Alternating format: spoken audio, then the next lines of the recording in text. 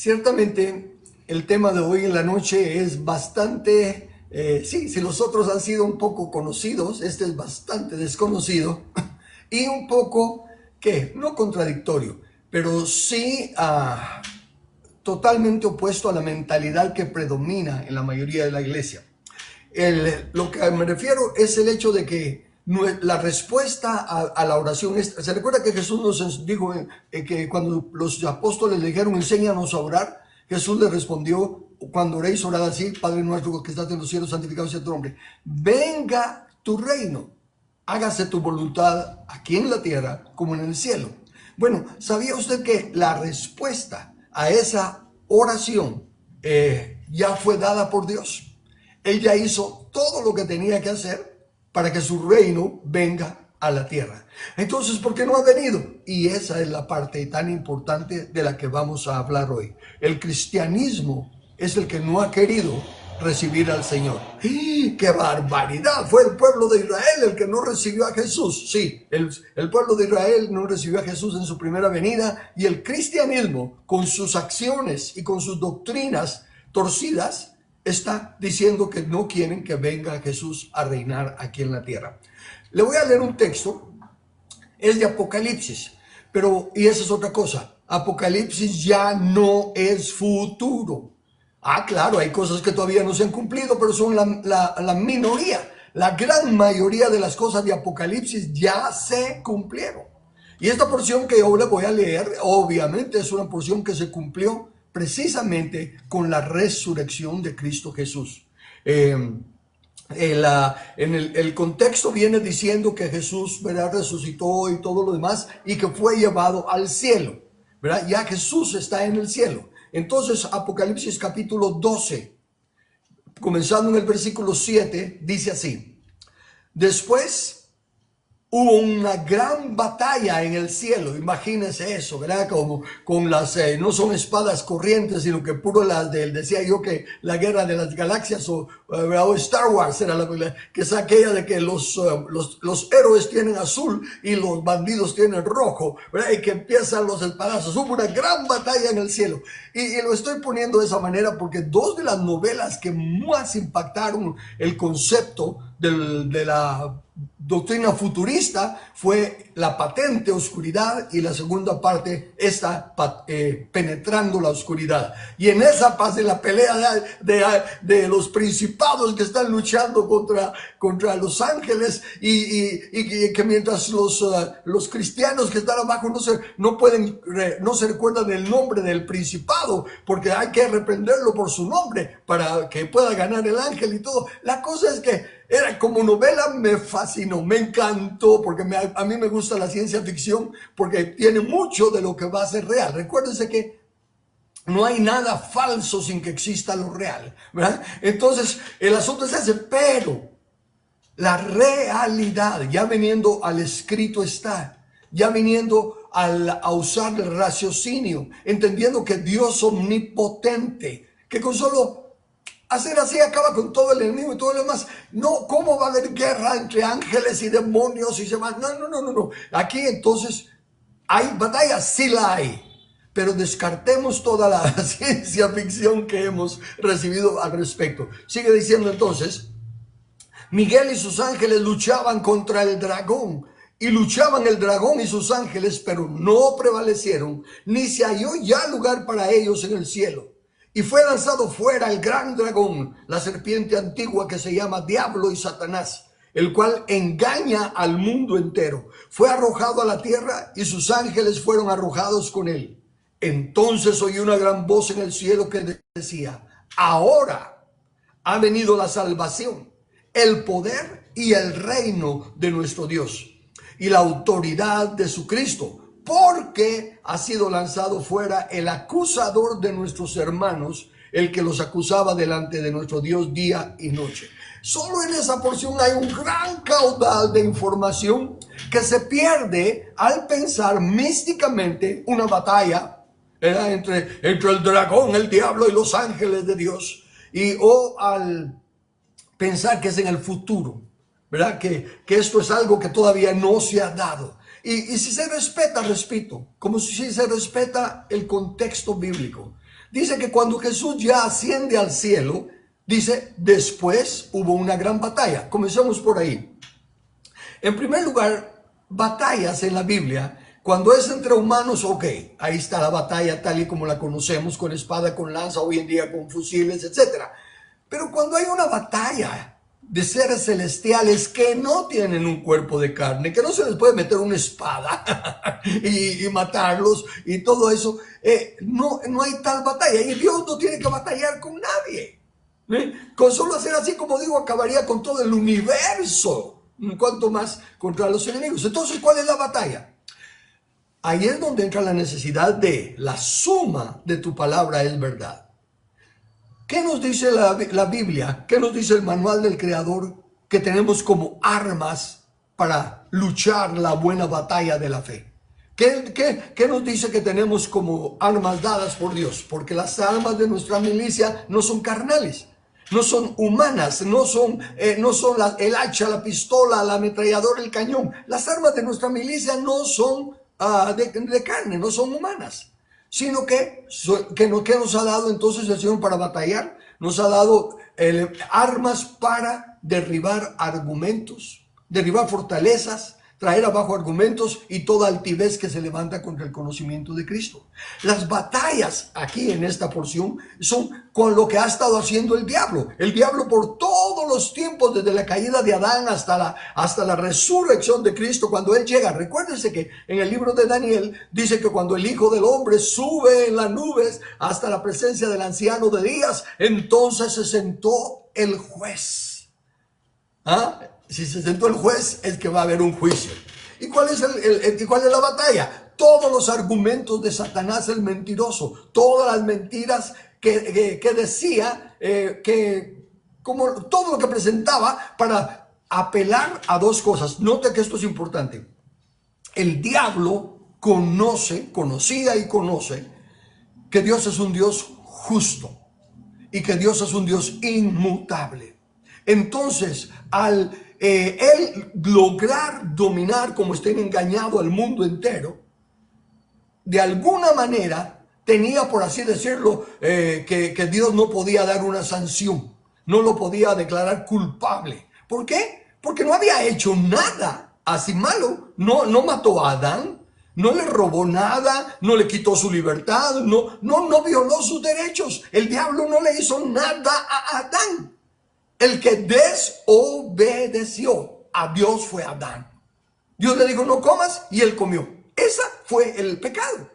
Sí, pero fue porque a Eva la engañó el diablo, y entonces cuando Eva vino, no importa. Pero el diablo no hizo nada. Y lo que es más, en su astucia ni le dijo nada a Eva sin que antes Eva le diera la autoridad de hacerlo. Él dijo, con que Dios ha dicho que no coman de todo fruto del huerto. Él sabía la verdad, pero Eva cayó en la trampa y le siguió la corriente. No fue eso lo que dijo. De todos podemos comer, solo de este no, ni siquiera tocarlo. Y entonces fue donde ella, al abrir la conversación, le dice, cuando te lo coman vas a ser como Dios, conociendo el bien y el mal. Y ya conocemos la historia. El punto que le quiero hacer es que no hay evidencia, no hay prueba, no hay el debido proceso al juzgar al diablo. ¿Qué hizo de malo? Él no hizo nada. Él simplemente habló con Eva y le mintió, pero a nadie lo meten preso por mentir, por decir una mentira. Y no lo pueden condenar, mucho menos a muerte por decir una mentira. Entonces el enemigo ha actuado astutamente, y en ese tiempo del vacío de poder, porque lo voy a explicar un poquito más adelante, es que él engañó al mundo y distorsionó todo, y hemos estado creyendo una gran mentira. Pero cuando ya Jesús viene y se sienta el juez en su trono, empieza el juicio y empieza el diablo a decir todas las mentiras. No puedes perdonarlos porque te han blasfemado tu nombre y tú dijiste que no das tu santidad y el acusador acusando a todos nosotros, a toda la humanidad, y pero especialmente a los que se suponen ser del pueblo de Dios, del Cristo, ¿verdad? Y entonces viene y le dice, recuerden que yo no le hice nada a Adán, ¿verdad? Adán cayó en su propia maldad. Pero entonces ahora dice, un momentito, tiene la palabra el Señor Jesucristo, ¿verdad? Él dice, cumplí al pie de la letra la voluntad de Dios. Yo como postrer Adán obedecí todo lo que él me dijo, no participé del fruto del conocimiento del bien y del mal, no hablaba lo que no viera a mi padre hacer, yo solo hice lo que mi padre me dijo. Entonces viene y dice, entonces fue injusto lo que le hiciste a él. Fue un asesinato el haberle dicho a los gobernantes que lo crucificaran y todo, y lo declaran culpable, haya sido como haya sido. El punto que le quiero mostrar pues es que la batalla fueron argumentos, y las armas de nuestra milicia, por eso es que se nos dan para derribar esos argumentos, esas fortalezas que hay en nuestra mente de esta falsa versión del evangelio, esta mala interpretación del evangelio. Ahora déjeme, antes de pasar a explicarle con más detalle por qué hablo como hablo, démonos cuenta de otra cosita. En el texto dice después de esto, y dijo, ahora ha venido la salvación. Note, la salvación, el poder y el reino de nuestro Dios y la autoridad de su Cristo. Ahora, entonces me voy para asegurarme de que estoy entendiendo correctamente al diccionario de los que tiene el idioma original, y la palabra literalmente es traducida ahora, que significa ahora mismo, en este día, en esta hora. Note lo que está pasando ahí.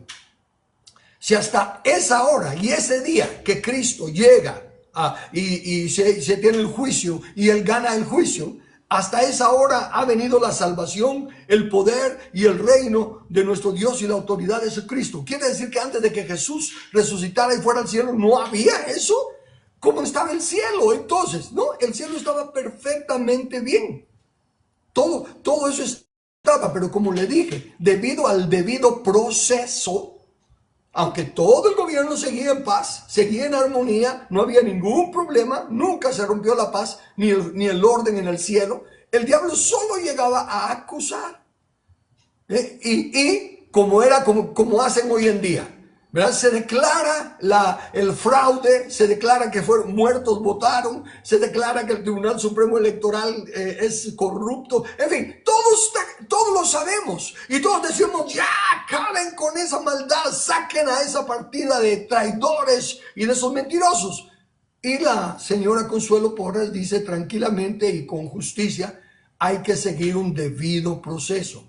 Porque con las technicalidades, ustedes saben cómo dicen, echa la ley, echa la trampa. Y hay unos abogados que esos, si estuviéramos en un gobierno justo, se les quitaría la licencia de abogados y no se les permitiría funcionar más. ¿Por qué? Porque esos no van en busca de justicia, sino que van en busca de trucos o de formas de hacer libre, inocente a su cliente, que es un desventurado culpable. ¿Ven? Pero entonces en el cielo, Dios es justo. El enemigo sabe eso, y manipular a los hombres es re fácil. Entonces estaba, cada vez que pasaba algo, había una apelación, como quien dice, ¿verdad? Ya cuando nosotros decimos, ya metan a la cárcel a esos perversos, no, dice, ponen una apelación ante la Corte de Constitucionalidad, una apelación ante tal y tal lado, y empiezan a hacer, por medio de technicalidades, prolongan el proceso. Y pasa lo mismo, ¿verdad? Que aunque estuvieran en la cárcel, mientras tengan toda la libertad de llamar y de seguir dando órdenes, siguen mandando a los que están afuera. Eso, entonces, ¿por qué ahora? Entonces, ¿por qué hasta esa hora llegó? Porque hasta esa hora llegó el testimonio de la verdad. Hasta esa hora se presentaron las evidencias. No, yo soy el postrer Adán. Tú me ofreciste todos los mundos de los reinos del mundo si yo me postraba. Y yo te dije que no, que solo a Dios hay que adorar. En otras palabras, se desmiente el enemigo. Se presentan evidencias. Ahora sí hay pruebas. Y entonces es declara condenados. La sentencia se hace firme y es echado fuera. El enemigo ni se atreve a decir una palabra delante de Dios. Pero fue echado a la tierra. Y recuérdese, el diablo no está ahorcando a nadie. El diablo no tiene un programa de radio diciendo, no le crean a Cristo, no le crean, no, eso no. No, el diablo no. Él sabe que ahora que ya fue dictado sentencia, ya no tiene escape. Lo único que puede hacer es prolongar su fin. Y la forma de hacerlo es el hecho de la justicia de Dios. Aquí sí, entonces ya entro a explicaciones que van a ser necesarias, porque en el Salmo 115, versículo 16, está escrito: los cielos son los cielos de Jehová, y ha dado la tierra a los hijos de los hombres. ¿Qué significa eso? Que Dios delegó la autoridad sobre el planeta Tierra a los hombres. Por lo tanto, aunque Dios en el cielo ya lo hizo todo, y aunque Jesús ya está listo para venir a tomar su justo reino, su poder y todo, todavía no pueden, porque aquí en la tierra todavía no se ha declarado culpable al diablo con evidencia, no se ha hecho, no se ha dado frutos de que estamos creyendo el veredicto de Dios. Es como lo que ha pasado aquí en nuestra Guatemala. La Corte de Constitucionalidad da una orden, o el Ministerio Público dice: ya cumplimos con esto y lo otro, ahora le toca a la Corte de Justicia declarar esto o quitarle la amnistía al fulano. Pero no los oyen, no les hacen caso, y por eso es que seguimos como estamos. Ya la orden está ya de que se tendría que tener ya a este falso presidente, ya tendría que estar enjuiciado, y todos los corruptos que están en el Congreso de Semilla, todos ellos son culpables y todos lo sabemos, pero faltan detallitos, y esa es la desgracia de no conocer la ley justa de Dios, que en estas leyes humanas siempre queda algún espacio que los enemigos usan, echa la ley, echa la trampa. Pero bueno, pero en el caso de Dios no es así, porque la Biblia dice que aún el justo, jurando en daño suyo, no cambia. Si pasó algo, pero ya se juró que iba a hacerse, se mantiene. Y Dios ha dado la tierra a los hijos de los hombres. Escúchenme, por favor, hermanos, especialmente ustedes que todavía no entienden y todavía creen que el llamado es a irnos al cielo. El rapto no es como ustedes lo han oído, no es para llevarnos a vivir al cielo. El rapto, que es un arrebatamiento, es para salir a recibir al Rey Jesús cuando Él va a venir, porque Él ya trae a todos los que están, ahorita que están ya los que han dormido en Cristo, los muertos en Cristo.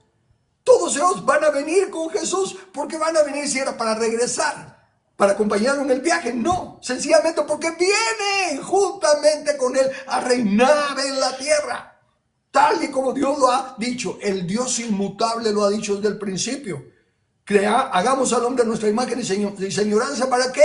Señoree sobre la creación. Para que eso juzgue la tierra. Y Dios es inmutable, no ha cambiado. La gran comisión de Mateo 28 simplemente fue retomar la comisión original. Recuperó Jesús la autoridad, dijo: ahora que toda autoridad me es dada otra vez en los cielos y en la tierra, vayan y discipulen a las naciones, enséñenles a las naciones. Mire, hay ejemplos en la Biblia que ahorita mientras hablo me recuerdo de que cuando los Babilonia, creo que fue, o los asirios, capturaron a Israel y se llevaron a toda la gente, porque esa era una de las estrategias de los que conquistaban, llevárselos de su tierra a otra tierra, donde no tenían no se sentían con ninguna autoridad ni nada, porque era una tierra extraña, y de igual manera a otros de esa tierra traerlos a la tierra esta que habían conquistado. Y entonces dice una porción de la Biblia que los habitantes que trajeron, ¿verdad?, a la tierra prometida, ellos seguían con sus ídolos y con todas sus cosas, y entonces los animales los estaban matando y Dios los estaba castigando, y le dicen al rey: mira, lo que pasa es que esta gente no conoce las leyes del Dios de esa tierra. Así que envía a uno de los sacerdotes de aquí, ¿verdad?, de Esqueos, si saben, para que les vaya a enseñar. Ven, es una situación de que no conocían la ley de Dios, por lo tanto no tenían bendición de Dios. Y así estamos los guatemaltecos y todos los cristianos en todo el mundo. Por no conocer la ley de Dios es que seguimos teniendo todas estas personas corruptas, todas estas bestias bíblicamente hablando. Note que cuando le habla Dios a Daniel, le dice: habrán 4 bestias. Y dice: esos 4 bestias son 4 reyes. Y eran inteligentes, no eran ningunos tontos. No estamos hablando de bestia de que no entiende la ley de Dios. Todo el que no usa raciocinio conforme a la ley de Dios es una bestia. Eso sí lo dice la Biblia. Bueno, entonces el enemigo se está aprovechando hoy en día de la ignorancia. Porque como Pablo más adelante dice en otra porción, que el heredero, que somos nosotros los que creemos en Cristo, aunque es señor de todo, en nada difiere del esclavo mientras es niño. Y la iglesia está en pañales. No han pasado de la lechita espiritual. Y no entienden el reino de Dios. Y mucho menos están listos para hacer la batalla, no de espadas, sino que de raciocinio. Defender por qué creemos lo que creemos, tal como nos exhorta Pedro. Entonces, el diablo, ahora vayamos al diablo. Ya espero que haya quedado claro que lo que pasa es pues que a pesar de que ya fue condenado el diablo, dice, el juicio ya fue dado. Cuando Jesús iba a mandar al Espíritu Santo, dijo, cuando Él venga convencerá al mundo de pecado, de justicia y de juicio por cuanto el príncipe de este siglo ya ha sido juzgado. ¿Ve? Entonces ya ha sido juzgado, pero ¿por qué sigue actuando? Porque está en la tierra. Y en la tierra, a quien se ha delegado la autoridad es a los hombres. Entonces necesitamos gobernantes justos que digan conforme a la ley de Dios decretada en el cielo. Nosotros como sus embajadores y sus representantes en la tierra declaramos también al diablo aquí no grato en nuestra tierra. Así como ya no es grato en el cielo, ya no es grato en la tierra. Así que lo enviamos al infierno. Le quitamos todo poder y autoridad aquí. Pero ¿cómo lo hizo el diablo? Esto es interesante. Recuérdese que la Biblia tiene muchos años. Y también las palabras van cambiando y lo comprendo, habla de la multiforme gracia de Dios, de la multiforme sabiduría de Dios, o sea que hay muchas formas de presentar las cosas, pero no debe de cambiar el mensaje. Y la palabra diablo, diabolos en el griego, significa traductor. Ahora, ahí está el problema. ¿Quién es un traductor? Bueno, un traductor es el que oye que están hablando en un idioma e inmediatamente lo traduce al idioma de los que están escuchando. Habla alguien en inglés y lo traduce al español para los latinos, o habla alguien en español y se lo traducen en ruso a los rusos, en inglés a los americanos, en fin. Eso es lo que conocemos hoy como traductor. Pero eso no me ayudaba mucho. Así que me puse a indagar más, me metí a la etimología de la palabra, a preguntar esto y lo otro, y llegué al diccionario donde finalmente me dice es tal y tal cosa, pero eso ya está obsoleto. Ya está obsoleto por el engaño del enemigo. Le voy a leer lo que significa traductor en el original. Dice, viene de trans, que significa sobre, y duco, que significa dirigir. O sea que en otras palabras es alguien que impone la dirección, dirige por encima, impone la dirección. Esa es la número 1. La número 2 dice presentar como censurable, condenar. ¿Ok? Esa es la otra actitud del diablo, mantener bajo condenación, mantenernos en el estado de culpables, ¿verdad? Y por eso es que todos tenemos muchas batallas a veces cuando no hemos entendido que somos libres de condenación por la sangre preciosa de Cristo Jesús. Y sigue diciendo, y la otra definición es calumniar, difamar, tergiversar deliberadamente. Entonces el traductor, diablo, viene y dice, ¿verdad? De tal manera amó Dios al mundo, que dio a su hijo. ¿Qué clase de amor fue esa? Un amor de sacrificio. Fue una cosa de respetar la justicia. Por cuanto todos pecamos, todos estábamos destituidos de la gloria de Dios, éramos dignos de la muerte. Y Dios mostró su amor como viniendo a abrazarnos, a decirnos, hijitos míos. No. Mostró su amor en cumplir las leyes justas de Dios. Y por medio de cumplir las leyes justas, de pagar el precio, nos libertó. Pero el enemigo logró que el amor ya no sea justicia, que el amor ya no sea actuar de acuerdo a la verdad de Dios, sino que de acuerdo a lo que dicte nuestro corazón. De acuerdo a lo que aquella novela romántica nos inspire, mirar a la luz de la luna, a los ojos de la mar. ¿Qué eso no tiene absolutamente nada de amor? Ah, eso me emociona, sí, claro. ¿Y por qué la sentimos ahora? Porque fuimos bombardeados que ese es amor, ese es amor, ese es amor. Y por eso es que en el libro Edificando la Familia que escribí, cuando hago la aclaración que en la Biblia no hay noviazgo. En la Biblia no era aquello de que qué bonitos ojos tienes debajo de esas dos cejas, ni nada de serenatas, ni nada por el estilo, sino que era hasta, ni siquiera se conocían a veces cuando se los casaban, porque el rey de un lugar, con tal de hacer alianzas, lo daba a la hija de otro lugar. El amor es precisamente llegar a conocernos, caminar con la misma visión de obediencia a Dios. Conforme nosotros vamos siendo obedientes a Dios en lo que es nuestro rol, estamos amando más a nuestra esposa, precisamente los varones, porque estamos aprendiendo que si representamos a Cristo y Él es el que se sacrifica para sacar adelante a la iglesia, pues nosotros debemos ser los que nos sacrifiquemos para sacar adelante a nuestras esposas.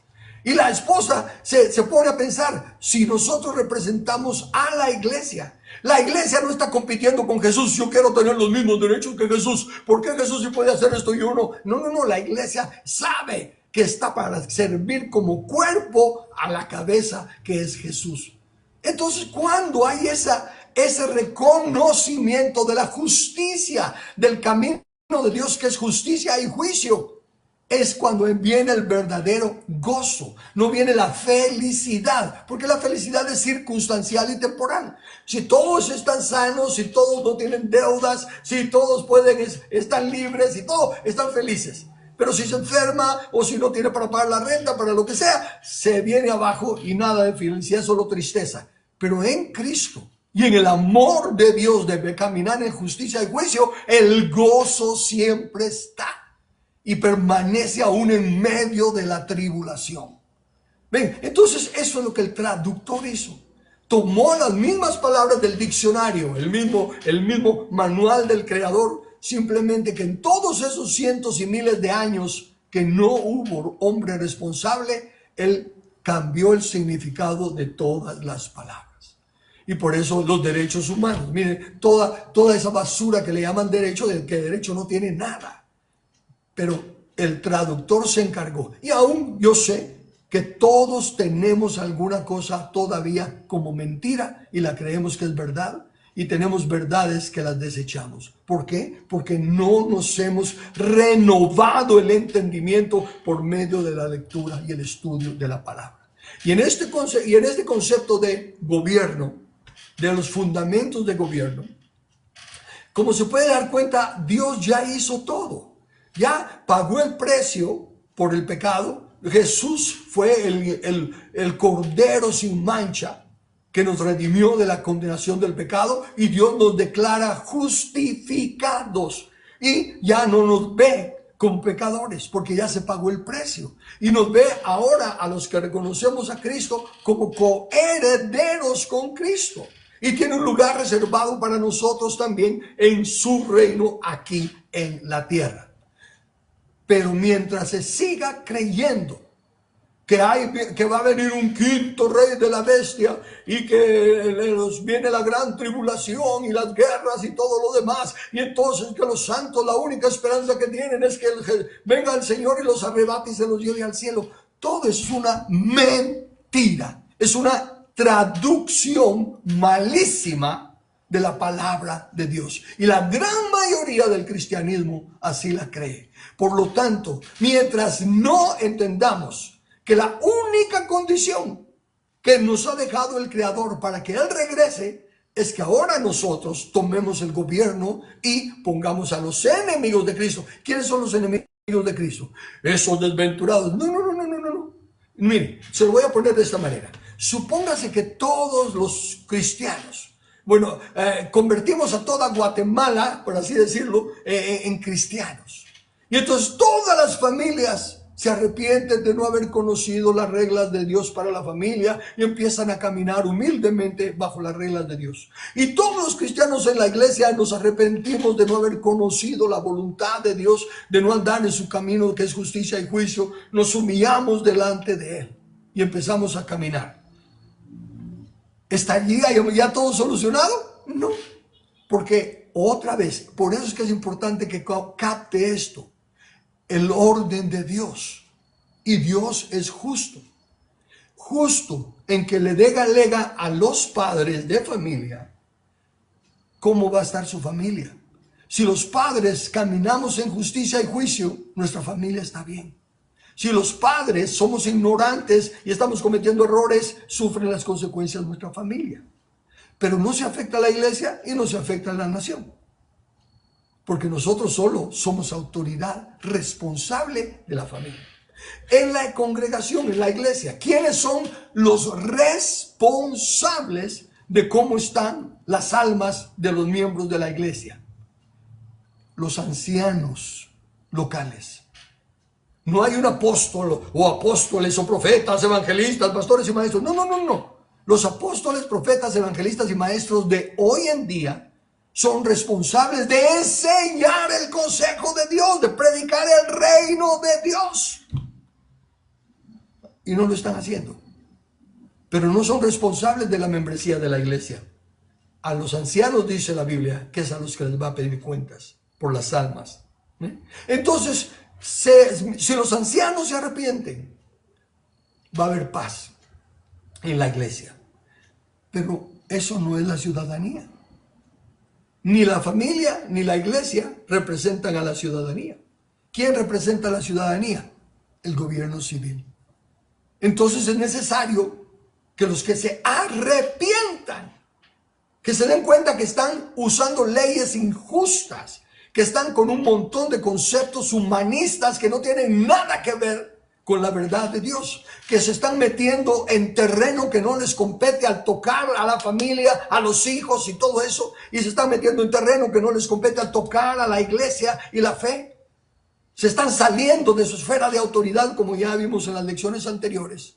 Ciegan y dicen, ciertamente eso está injusto, ¿verdad? Los grandes comerciantes, las grandes farmacias están explotando. No hay medicina, sino que solo hay cosas que los mantengan con menos dolor, pero siempre enfermos para que siempre se venda el producto. Y todo lo demás, todo está mal. Y vamos a pedirle perdón a Dios. Y vamos a empezar a ver lo que dice la ley de Dios. Cómo se trata lo injusto y lo justo. Qué es justo de acuerdo a Dios y qué es injusto de acuerdo a Dios. Y se humilla. Entonces, mire qué cambio. Aunque la familia no se arrepienta, aunque la iglesia no cambie, si los gobernantes cambian y se tiene la ley de Dios en la nación, lo que Dios promete bendecir es su ley. La obediencia a su ley. Puso las bendiciones de un lado en un monte y las maldiciones en otro monte y les dijo, todas las bendiciones si obedeciereis mi palabra y si no obedeciereis todas las maldiciones. Y hay ejemplos en la Biblia. Un rey oyó que Dios los iba a destruir porque habían estado pecando. Israel, Dios dice que desde que salieron de Egipto los ha soportado porque son cabezas duras. Y entonces cuando llega, se pierde el manual del Creador y cuando lo encuentran y lo leen y se lo llevan al rey, el rey lo lee y dice, miren lo que Dios va a hacer con nosotros por todos los pecados de nuestros padres y los nuestros. Vayan a preguntar a Dios por mí, ¿qué puedo hacer? Y le responde, lo que está escrito de que va a pasar, va a pasar. No hay marcha atrás. No hay forma de perdonarlos. Sin embargo, por cuanto tú humillaste tu corazón, por cuanto tú te volviste, no va a ser durante tu vida. Mientras tú vivas, no va a pasar nada. ¿Se da cuenta lo que pasa ahí? No cambió Israel, siguieron siendo los mismos cabezas duras, los mismos adoradores de idólatras, los mismos corruptos, todo. Pero como los representantes ante Dios de la nación, es el gobierno civil, Dios dice, ok, si ustedes que son los que están gobernando la nación, dicen que es así, porque Él es juez justo y no se echa atrás de su palabra. Él no cambia. De ahí que, aunque ya Jesús está sentado en el trono celestial, aunque ya el enemigo ha sido condenado y todo, mientras los que estén gobernando nuestras naciones sigan siendo injustos, aunque nos arrepintamos todos los cristianos, aunque salgamos en marcha por Cristo y toda la nación salga a marchar. Entiendan, por favor, eso no va a cambiar nada mientras no cambiemos a los gobernantes. Y ahora, ¿cómo vamos a poder tener gobernantes justos? ¿De dónde van a salir los gobernantes justos? Si no se está enseñando en las iglesias la ley de Dios. Y no me estoy refiriendo a la ley ritual ni de nada de eso. Por el contrario, la iglesia estaba de aprender cosas que no tenemos que aprender. Cómo tocar el shofar, cómo cantar danzas judías, cómo celebrar las fiestas de los judíos. Todo eso. Pablo dijo, miren todo lo que hicieron para que no lo imiten. Y no quieren imitar lo único que tenía que Dios sí alabó.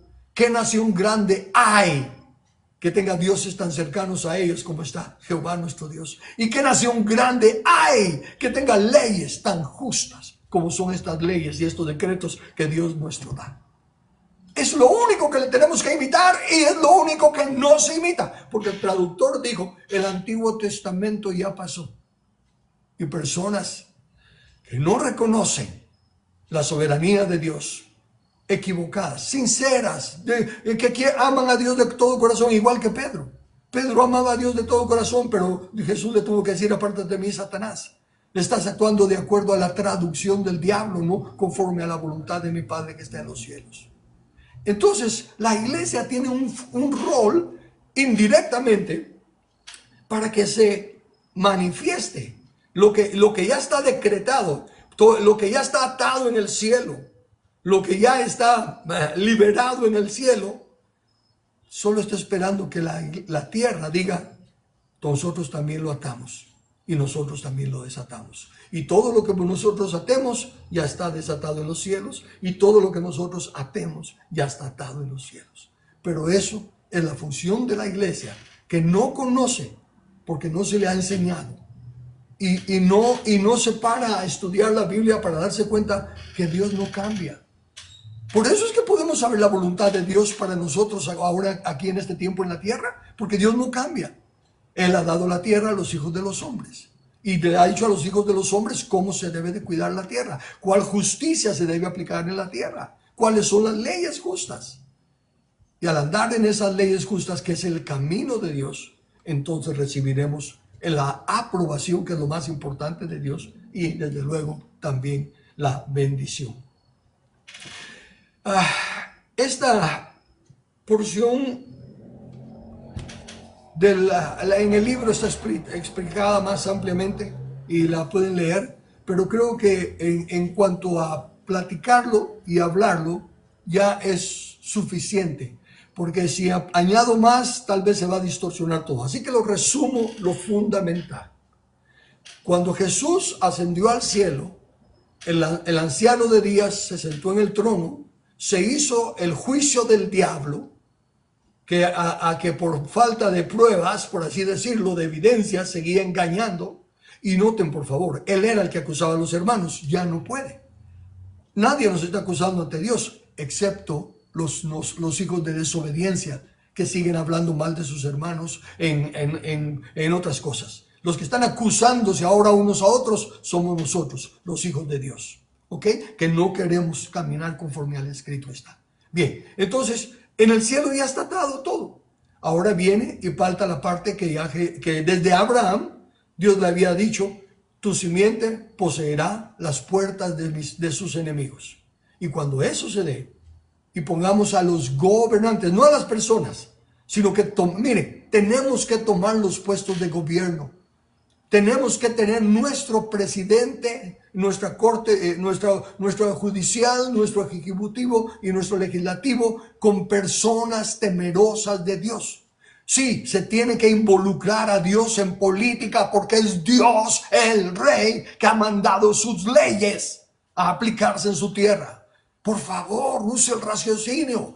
No esté lamentándose de los corruptos, mentirosos, transgéneros que tenemos gobernándonos, cuando inmediatamente que alguien que ama a Dios, que teme la ley de Dios, quiere participar, empiezan a decirle, Uy, se alejó. A mí me decían cuando yo fui diputado ya 4 años, y esos 4 años trataron de pasar el matrimonio igualitario por primera vez, y el Señor me usó a mí para detenerlo. Dice, una sola golondrina no hace verano. Claro que no, ni 1000 hacen verano. El que hace el verano es Dios, y lo puede hacer con 1000 o con una. Y lo hizo con una. Así que a mí no me pueden señalar con evidencias de nada malo. Pero nomás hago el intento de estar hablando estas cosas y rápido empiezan, ya es eso, uno que solo quiere el dinero y todo lo demás. ¿Cómo esperan entonces que podamos tener un gobierno justo si por ignorancia el pueblo perece porque no tiene conocimiento, pero no tiene conocimiento porque desecha el conocimiento? Así que líderes cristianos, líderes de los movimientos que se están levantando ahorita, que es lindo, para tratar de defender a nuestra familia y todo lo demás, entiendan, lo único que necesitamos hacer es poner gobernantes justos. Personas que vayan a hacer la voluntad de Dios y a dictaminar leyes conforme a la voluntad de Dios. Eso es todo lo que necesitamos. Pero todas las marchas que hacemos y todo lo demás, a esta gente que son bestias, no tienen raciocinio, ni tienen conciencia. Y cuando se hace un bloqueo, supóngase que fuera ahorita que todos los cristianos vamos a salir a bloquear la calle para decir que estamos en defensa de la familia. Eso les da risa a los malvados, porque lo que quieren es destruir la economía y todo lo demás. Y a los únicos que dañamos es a nosotros mismos. Los bloqueos, las manifestaciones de esa índole no nos sacan adelante. Cuando el manual del Creador dice que lo único que hay que hacer es poner gobernantes. Entonces cambiemos nuestro entendimiento. Unifiquémonos en ver cuáles son las leyes justas de Dios. Propongamos que queremos tener un congreso que avale esto y esto y esto. Nosotros tenemos que poner las leyes de Dios. Y cuando vienen los candidatos, nada de oír que yo prometo esto, nada, me importan sus promesas porque no cumplen nada. Y aunque tuvieran todo el deseo de cumplirlas, eso no es lo que me importa. Lo que queremos es candidatos que digan, reconocemos que somos representantes de ustedes en el nombre de Dios y que las leyes que tenemos que imponer son las leyes de Dios para que venga el bien común. Eso es lo que nos interesa. Pero para que eso funcione, primero tenemos que educar a los miembros de la iglesia que no los compren con láminas, que no los compren con bolsas solidarias. ¡Qué desgracia! Ahí sí que desgracia que aún los mismos denominados cristianos se venden y venden su voto sin darse cuenta que están en contra de Dios y a favor del diablo. Porque está escrito, el que conmigo no es, contra mí es.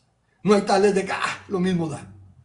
Y ministros que predican la palabra, y todos ustedes que de alguna manera tienen la oportunidad de enseñar, dense cuenta, por favor. Una sola condición tiene la Biblia: poner a los enemigos de Cristo por estrado de sus pies. Y los enemigos son los puestos de gobierno. Fíjese, no estoy diciendo los gobernantes. No son Arévalo, él solo es el muñeco, él solo es el títere que se está manejando. Pero una vez quitado, si se quita ese títere, viene otro títere. Así como hemos tenido títeres y títeres y títeres. Lo que hay que cambiar es las leyes de la nación. Y para cambiar las leyes de la nación, tenemos que poner personas temerosas de Dios, creyentes de la palabra, no de la religión, no de una denominación, no de una organización, sino que de la palabra. Y al tener eso, Dios entonces ya puede, ya así como cuando Jesús ya se presentó como testigo fiel y el juicio se hizo, tan pronto nosotros pongamos los reyes justos, Él también hará el juicio y vendrá, con Mateo 25, descenderá con sus santos ángeles y separará las naciones los unos de los otros, como se separan las ovejas de las cabritas, las naciones. Bueno, así que ven la función que del reino de Dios aquí en la tierra, la función que la iglesia aquí en la tierra tiene para que se complete la paz y la victoria que ya se ganó en el cielo. Es mi oración, que por favor razone y quieran conocer estos principios. Amén.